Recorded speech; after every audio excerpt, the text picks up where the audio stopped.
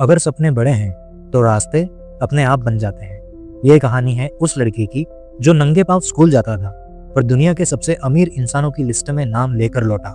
नाम धीरू भाई अंबानी। एक ऐसा नाम जिसने हिंदुस्तान के करोड़ों लोगों को सिखाया, अगर तुम ठान लो तो गरीबी टिक नहीं सकती। धीरू भाई अंबानी का जन्म हुआ था 28 दिसंबर 1932 में गुजरात के जूनागढ़ जिले के चोरवाड़ गांव में। उनके पिताजी हीरा चंद गोवर्धन भाई अंबानी एक सरकारी स्कूल में शिक्षक थे।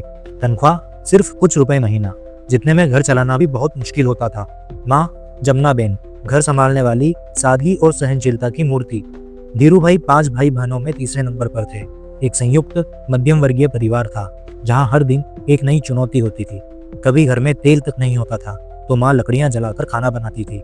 धीरू भाई को हर दिन 5 से 6 किलोमीटर पैदल चलकर स्कूल जाना होता था, पर उन्होंने कभी शिकायत नहीं की क्योंकि उनके अंदर एक आग थी, एक जुनून था, कुछ बनने का, कुछ बड़ा करने का। क्लास में पढ़ते हुए जब दूसरे बच्चे ब्रेक में खेलने जाते थे तो धीरू भाई स्कूल के पास मिर्ची पकौड़े बेचते। कभी कभी वो टीन के डब्बे में मूंगफली भरकर रेलवे स्टेशन के बाहर बैठते, 2 पैसे में खरीदते और 5 पैसे में बेचते। लोग कहते थे बच्चा है, पढ़ाई पर ध्यान दे, पर उन्हें नहीं पता था ये बच्चा बड़ा होकर हिंदुस्तान की आर्थिक ताकत बनेगा। और यहीं से शुरू होती है कहानी एक गरीब लड़के की जो बना हिंदुस्तान का सबसे अमीर इंसान। साल 1948 देश आजाद हो चुका था, लेकिन धीरू भाई अभी भी गरीबी की जंजीरों में बंधे हुए थे। उन्होंने अपने पिता से कहा, मैं कुछ बड़ा करना चाहता हूँ, ये गांव, ये गलियां, मुझे यहीं तक नहीं रुकना है। पर उस वक्त विदेश जाना सपने जैसा था। फिर भी धीरू भाई ने एक मौके को पकड़ लिया, यमन में नौकरी का ऑफर। सिर्फ 16 साल की उम्र में धीरू भाई यमन के लिए रवाना हो गए। न पास में ज्यादा पैसे थे, न अंग्रेजी में ज्यादा पकड़, बस था तो कुछ करके दिखाने का पक्का इरादा। यमन पहुंचते ही उन्हें नौकरी मिली ABCN कंपनी में, जहां वो पेट्रोल पंप पर काम करते थे। शुरुआत में उन्हें 300 रुपए महीना मिलते थे, पर धीरू भाई जानते थे यह पैसे जिंदगी नहीं बदल सकते, पर जो मैं यहाँ सीखूंगा वो एक दिन जरूर मेरी जिंदगी बदलेगा। वो सिर्फ पेट्रोल पंप पर पेट्रोल नहीं भरते थे, बल्कि कस्टमर से बात करना, मैनेजमेंट कैसे काम करता है ये समझना, स्टॉक कैसे मंगवाया जाता है, यह सब वे चुपचाप सीखते रहे। कुछ ही महीनों में वे बन गए कंपनी के सबसे समझदार और ईमानदार कर्मचारी। यमन में उन्होंने एक चीज देखी, जो लोग बिजनेस करते हैं वो मालिक होते हैं और जो सिर्फ नौकरी करते हैं वो हमेशा सीमित रहते हैं। यही बात उनके अंदर चुभ गई और फिर उन्होंने एक बड़ा फैसला लिया, अब नौकरी नहीं, अब मालिक बनना है। उन्होंने थोड़ा थोड़ा पैसा जोड़ना शुरू किया। हर महीने की सैलरी में से कुछ बचाकर एक छोटा सा बिजनेस फंड तैयार किया। कुछ ही सालों में उन्होंने भारत लौटने का मन बना लिया। न कोई बड़ी कंपनी का ऑफर, न कोई फाइनेंशियल, बस एक सपना, इंडिया जाकर कुछ ऐसा बनाऊंगा जो पूरी दुनिया में नाम करेगा। 1958 में धीरू भाई भारत लौट आए और यहीं से शुरू हुआ रिलायंस का असली सफर। बड़ी डिग्री नहीं थी, कोई बैकअप नहीं था, बस था तो एक सपना, खुद का बिजनेस खड़ा करने का।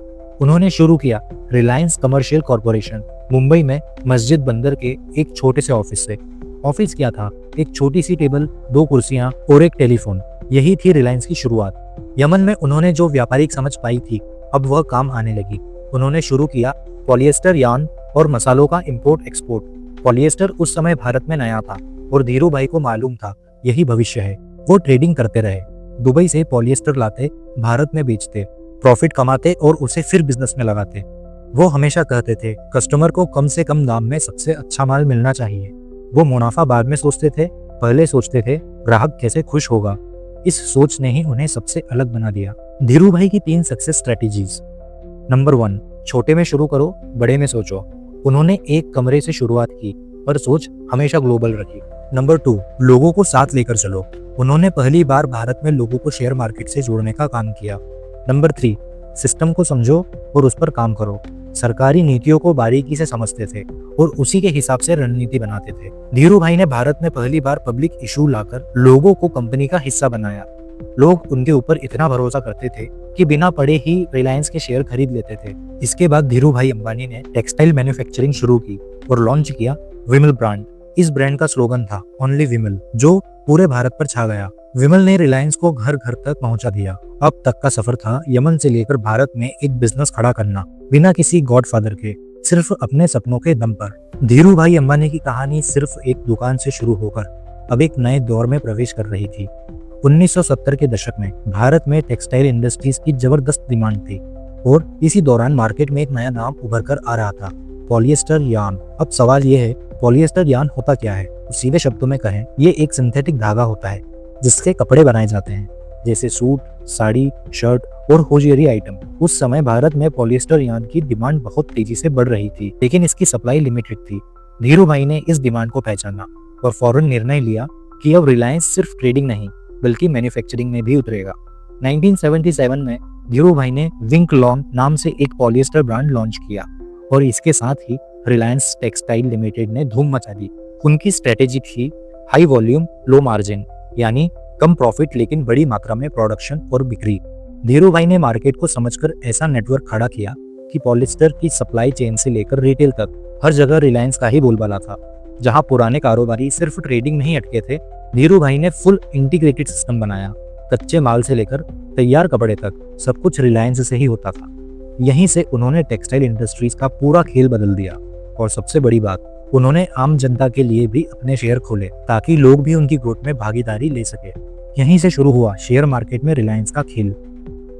1977 का साल एक मील का पत्थर था भारत के कॉर्पोरेट इतिहास में।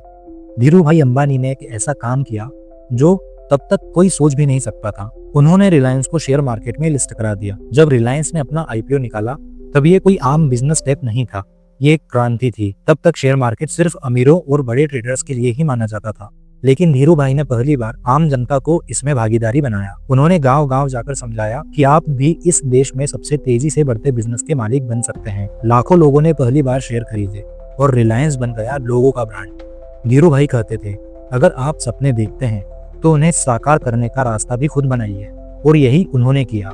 आज जिस रिलायंस को हम एक बिजनेस जायंट कहलाते हैं, उसकी नींव एक ऐसे इंसान ने रखी थी जो पेट्रोल पंप पर काम करता था। धीरू भाई की कहानी हमें सिखलाती है, गरीबी कोई अभिशाप नहीं, एक चुनौती है, और जो उस चुनौती को स्वीकार कर ले वो धीरू भाई अंबानी बन सकता है।